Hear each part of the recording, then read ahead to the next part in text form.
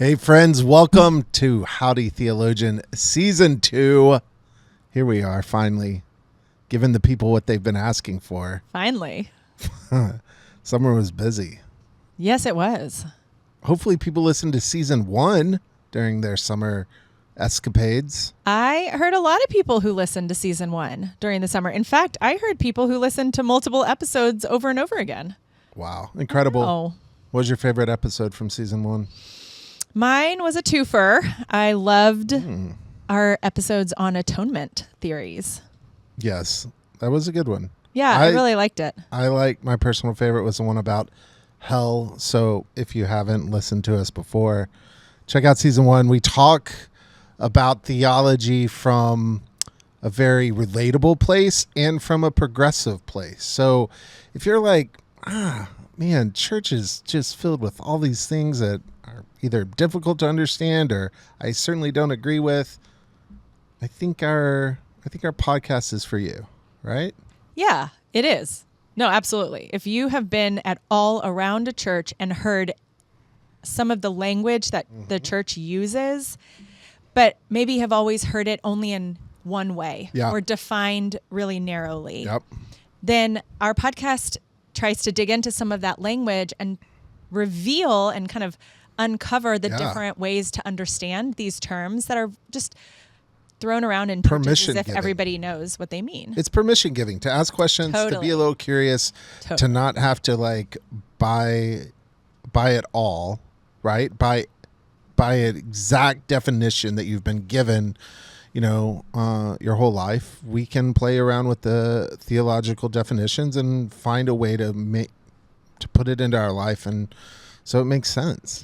Well, I also think that it helps people to realize that there are ways to understand these really important and like core theological concepts like salvation and a relationship with God and atonement and heaven and hell and human nature, sin and human nature, right? All of these really core theological concepts, but there are ways to understand them anew and ways that you can actually put them together that help link up all these different things that maybe you've heard or that you believe yourself. So that's Season 1. You should watch it, but enough about Season 1. Season 2, we've got some amazing things planned. We're going to talk about faith and politics. We're going to talk about forgiveness. You want to talk about idolatry? I really do. We're going to talk about spiritual warfare for our Halloween episode. Can't wait for the Halloween episode. We're going to talk about gratitude for our Thanksgiving episode, where I'm going to bring in all my favorite Thanksgiving dishes. Oh, yay. Yeah, it's going to be a win. But what are we talking about today, Elizabeth? We're going to talk about something that I'm actually very uncomfortable talking about. Awesome. We're going to talk about Christian nationalism. Let's get into it. All right, let's do it.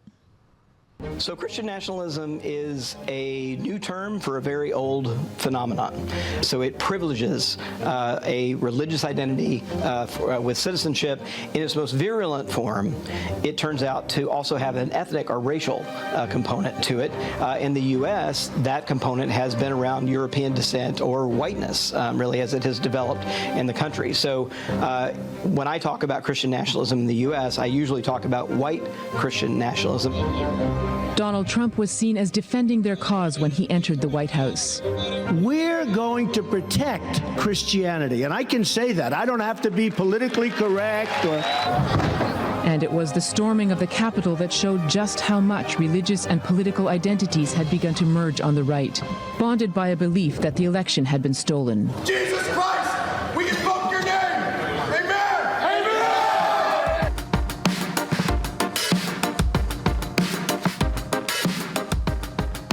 I don't want a fake fix. I just want the real thing. I don't want a fake fix.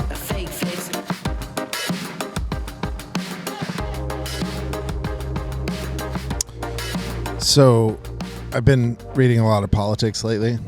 'Tis the season, right? Weird. I know. I am a kind of a political junkie. Yeah. One of my favorite,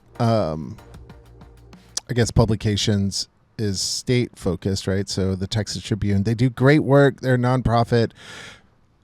everyone should read the Texas Tribune because they're independent and they have great journalism. Not an going ad. on. They did not pay me to say that. No. So I was reading this article. It was in August about the push around education in the state. I think that if you live in Texas, you know what's going on. There's a big push to create a voucher system, essentially to defund public schools. And there is a new push for curriculum changes. And in this Texas Tribune article,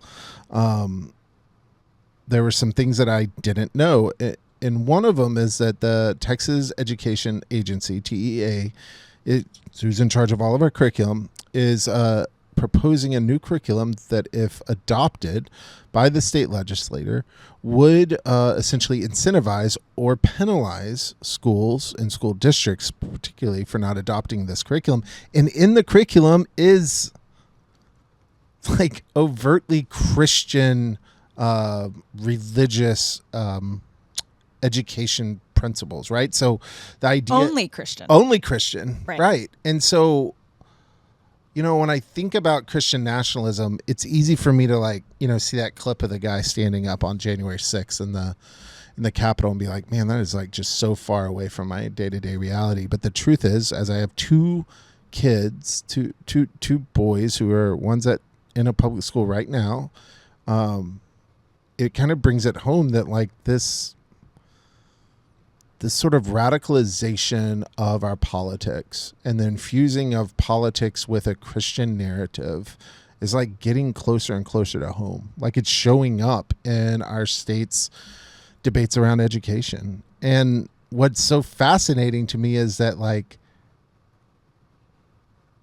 it doesn't feel like there's any way to stop it. Yeah. It's just sort of happening.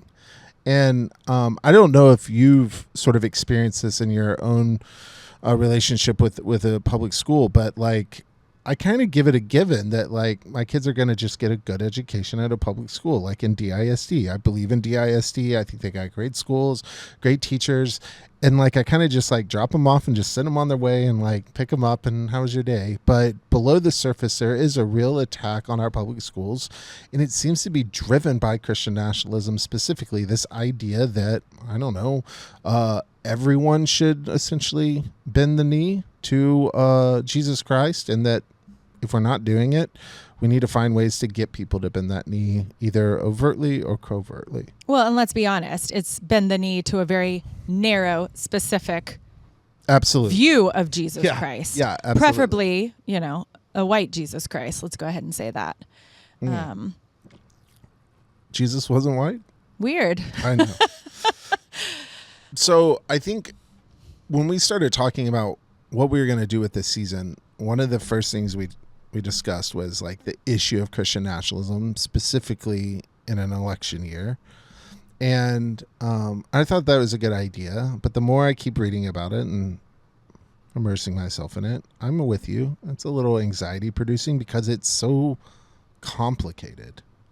It's so complicated. And the stakes feel really high. And yeah, kind of like life or death, for real. And it seems so contrary to all the things that I grew up learning about our country in terms of freedom of religion and for religion to express and practice your faith without,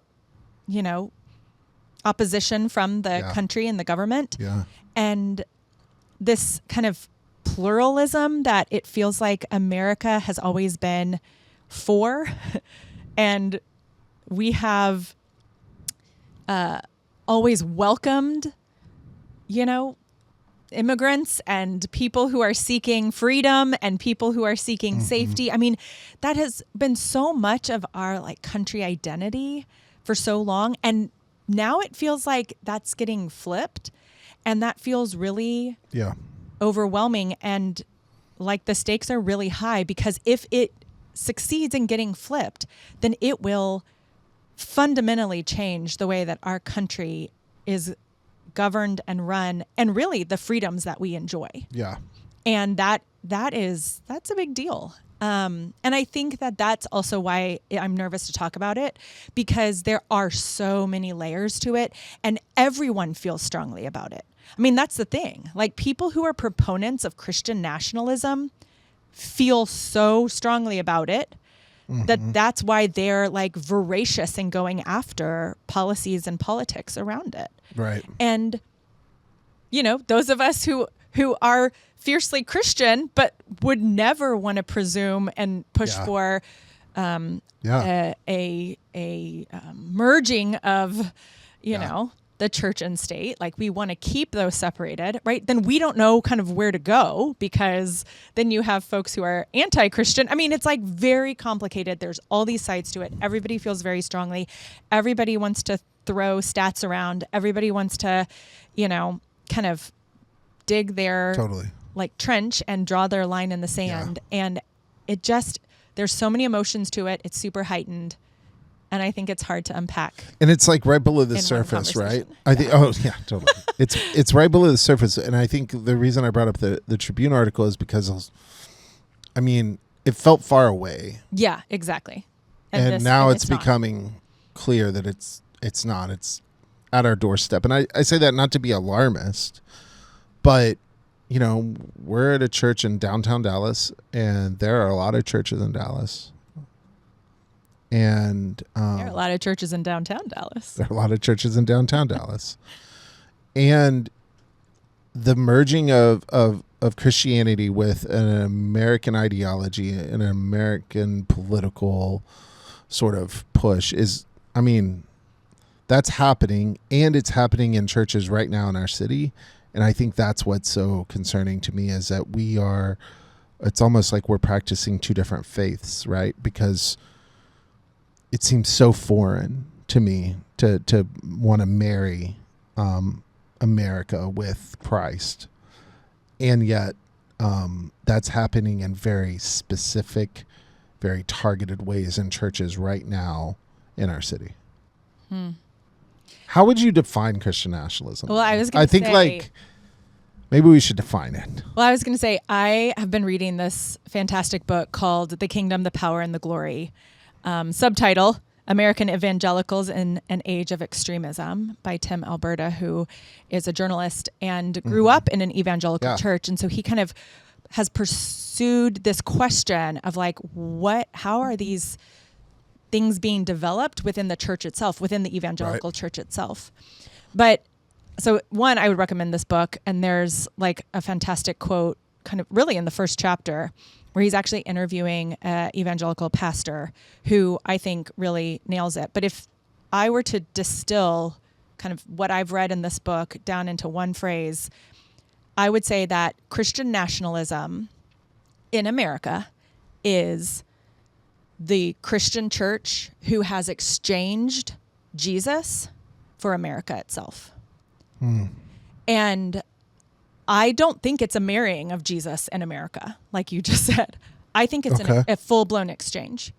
It is removing the focus on and the following of Christ, Jesus, and it's replacing Jesus with America itself. But again, a very narrow, a very specific understanding of what America is, and almost exclusively, it's white, middle class, patriarchal, and it excludes anyone who doesn't fit those categories, and that's why it's so dangerous. Yeah, I like that. I like that definition of removing Jesus entirely from the equation. Because, like I said, it feels like it's a separate religion altogether that is sort of infiltrating churches that claim to be the Church of Jesus Christ. Like hearing those people who stormed the Capitol and standing in that and claiming it for Jesus' name, like that made me want to throw up, honestly. Just now, I saw that clip, heard that clip, and was like, I cannot believe that they are claiming Jesus' name in that moment. But they are. And that's the thing. I mean, Yeah. They're claiming Jesus's name. They think that they're kind of willing to actually ignore Jesus's teaching and use Jesus's name. That is so repulsive to me. When you talk about being anxious, like, is it because, I mean, I know it's both here, but do you feel more sort of nauseated by the fact that they're taking this Messiah that we both follow and sort of like repurposing the name and discarding all the beauty and truth and love that we find in Jesus? Or is it nauseating because it's like, oh my God, like, what happens if like they succeed in our country? A little bit of both, but I'm like getting emotional now. It's primarily the former. Like, I love Jesus. Yeah. I love the Bible. I love our faith. It is so beautiful and powerful and life-changing. And it's so upsetting when someone takes what is life-giving and uses it to destroy life and for destruction, and takes what is should be about love and makes it about hate. And I just, it's absolutely upsetting to me. Like, I really get upset about it, and I don't like feeling things. So that's why I don't want to talk about it. Yeah, no, yeah.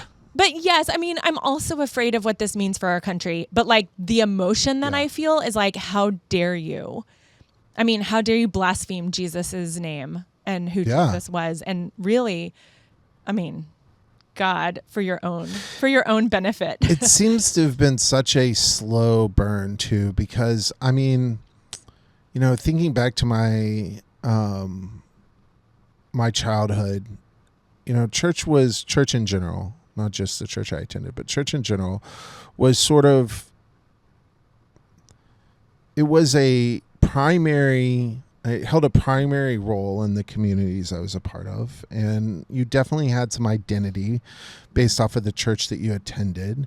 But there was an understanding too that like the church was doing its own thing, but the local government was kind of doing its own thing, and the school was doing its own thing. And the best of these sort of rural communities could ask for is that there would be times where we would try to do things in the same direction, right? There'd be some overlap, pulling in the same towards the same thing, or having the same goals. You fast forward now, and it feels like these churches and pastors and political leaders have sort of hijacked the best thing about church, which is like the ability to organize and like get people in community. And they've taken advantage of just a ton of people who show up looking for God's grace. And instead of experiencing grace through the form of Jesus, they are conditioned to believe that grace will be given to them if they win. And they turn it into a political fight. And I think that there's clear evidence now that shows that this like nationalism is becoming more and more a part of the mainstream evangelical fold. And it's beginning to be really difficult to tease out what is political in nature, electing Donald Trump, Republican Party politics, and what is just conservative values. And I think that that's like my concern, is that we no longer know how to engage with that portion of our politic, our body politic, right? Yeah. Yeah. And I get it. I think.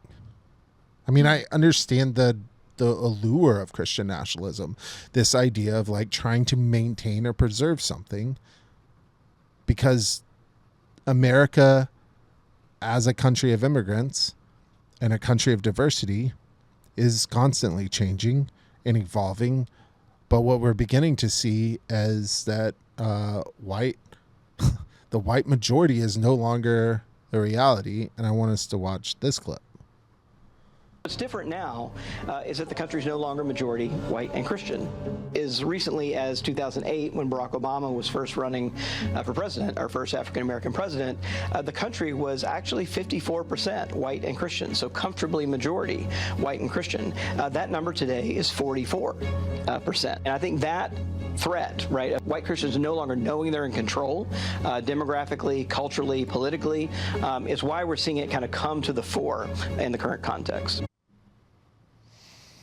I mean, I think that's absolutely. It's really about power, right? It's about power.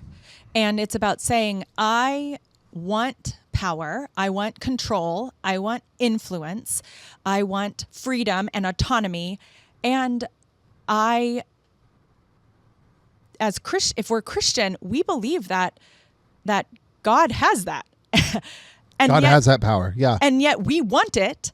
And instead of being willing to trust God, no matter what happens around us, to trust that God is that only power, the only thing that we should like follow and worry about, we decide we want to get after it ourselves. And we want to control our access and control and have influence and power again over our own lives and over the lives of others. Yeah, and I think and this is not new. Like, this is not new. This is actually the narrative that we find in Scripture over and over and over again. How the people of God trust God and they have faith in God, and yet they constantly seek to have the kind of quote unquote worldly, or let's say political and national identity power that their neighbor countries and God's like, you don't actually want that. You don't actually need that. You don't want that. Trust me. Believe in me. Follow me. Like, you don't need that kind of power. Nope, God, you're wrong. And we want over that. and over again, they want that kind of power. And so God gives them sort of judges and sort of tries to like find the middle way, and that doesn't work. And they ultimately need a king, right? Or they want a king. They want a king. But forever changes their relationship with God. It's the whole thing. I think, yes, we see this story play out in Scripture from really when Moses leads the people into the wilderness. Yep. In Exodus, you begin to see sort of human nature raise its head, right? Because you have this sort of formation of an idol, which we'll talk about in a later episode, idolatry, and what does that really mean? But they get anxious and nervous, and that's what I think I want to say. Like, I can understand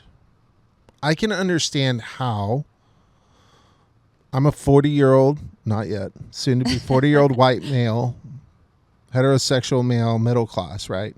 I can understand certain perspective of saying, like, the world's changing faster and faster, and I'm feeling left behind. I can understand how someone arrives at that conclusion, especially in today's media culture where we are essentially in echo chambers. I can understand the draw or allure to Christian nationalism if you feel like you are losing control. The challenge is, I think, where are you putting your faith? Exactly. Right? Exactly.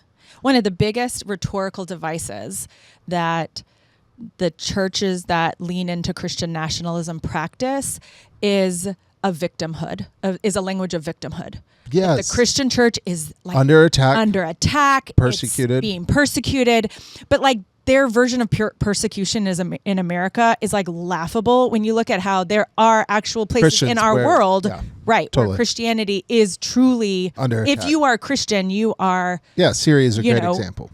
Stole. Yeah, you're like killed, you are, threatened, your livelihood is taken away from you, all these things. Your churches are bombed in Egypt. That's persecution, yes. right? So like the idea that and it's also like really weird to like use that as this like, well, we must then be aggressive and like fight back using the powers like of government and, national identity, when Jesus constantly said, my kingdom is not of this world.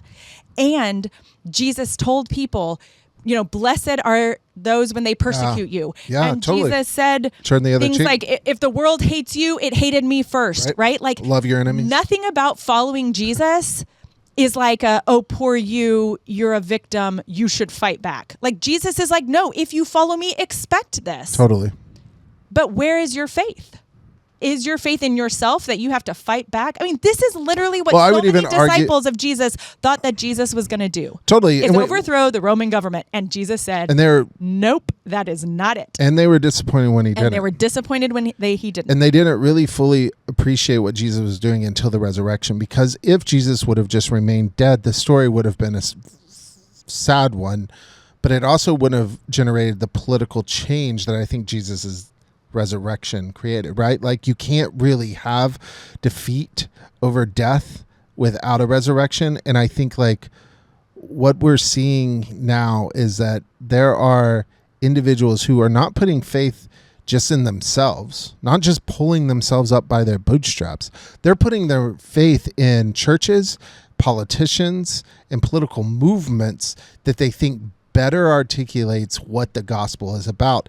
And it's a lie. And I think that is the most scary. That's the scariest thing to me, because our congregation's fairly smart. They're pretty intuitive, and it would be hard for me to sort of sell them a bill of goods. But it's a lot easier for pastors to sell congregations anything they want to sell them when they do it over a course of time and they are just slowly churning the dial, right? And what we have seen is that for the past decade, evangelical churches, far-right evangelical churches, have married themselves to a political reality. And this is sort of the natural outcome. And what's scary to think about is that there are pastors right now who have audiences of thousands of people who are using that pulpit to essentially sell them a false religion. Yeah. And I think that makes me really anxious, because we want to talk about the persecuted church. The church will become persecuted if Christian nationalism gains a stronghold in every aspect of our government. I mean, the real church will be persecuted in that way, because all of a sudden it will be like all Christians will be lumped together. I mean, the church will be viewed as this cohesive threat. And then inside the church, you will have those who believe in Christian nationalism and those who don't. And that will become the minority. Yeah. Yeah. It's scary. But I mean, ultimately it's all fear-based, right? Absolutely. So it's people who then are manipulated because of fear. Yeah. And the more that you stoke fear, the easier it is to manipulate and convince. And look, not manipulate like, oh, you're so dumb, you got manipulated. Like, real fear is being used against people. And it's hard. It's hard to resist that. I know. So I don't want to condemn anyone who has struggled with this, or who has it is really tempting to want to believe that there's and if you don't have an answer. alternative, right? So I think about the rural areas I grew up in, right? And when you are, it's one thing to cling. What did Hillary, was it Obama who said cling to the guns in their Bibles? Right? It's one thing to do that out of fear, and to think I need to become an isolationist and I'm going to protect my culture and I'm going to protect, right? Which is code for a lot of unexamined racism. But it's another thing there's another thing when you are being actively told these people are out to destroy your life, and these people can be whoever. It can be queer community, it can be immigrants, it can be Democrats, it can be black folks, it can be teachers unions, it can be whoever. These people are going to chip away at what you understand. And so then it's not enough to just clutch your Bibles and your guns. No. Then you go on attack. Right. You got to infiltrate school boards. Because guess what? Being Christian and being nailed to a cross, it's not actually very appealing, is it? No. It's actually really, really freaking hard to follow Jesus when we have to be humble. Yeah. And you have to submit. And you have to pray for those who persecute you and pray for your enemies. Exactly. And you have to turn the other cheek. That's actually really hard. And so we would rather follow a Messiah that picks up the gun and fights back and, goes all, Rambo on the government. But there's clear examples in the gospel where Jesus doesn't do that. In fact, he's actively working against that, right? Peter pulls out a sword, cuts off one of the soldiers' ears, and Jesus says, put your sword back in its sheath, and then heals the violence that was, right? So it does feel like there are two paths and they're diverging fairly quickly, right? But they're claiming Jesus' name as they do it, and that it's just so upsetting to me. And and I think it's hard though, because how do you talk about and be proud of, and not in like this negative way, but just how do you be assured? Let me say it that way. How do you be assured of our faith, right? And believe that Jesus offers saving grace to the world, and talk about that in a way that doesn't link you automatically in some people's minds to the Christian nationalists who are out there, that is being a bully church and kind of a bully for Christ, as opposed to, I'm just faithfully following Christ, no matter what the world says. So, Christian nationalism bad. Very, but very, following very Jesus bad. good. Following Jesus good. Why don't our next episode? Let's do this. Let's talk about what is faithful. What do faithful Christians do in the voting booth? How do faithful Christians participate in politics? And how do we provide an alternative witness? Because I don't think, teaser, there was a time in my life where I thought Christianity should remove itself from a political reality altogether. I no longer believe that. But what do we actually do as faithful followers of Christ, and how do we engage politics? I think we need to talk about that, because the alternative or ceding the high ground to Christian nationalism is like not an option. Yeah, it's not an option. And so I think that's a good question. Can you be faithful and political? We'll do it next episode. Yeah, let's talk about it.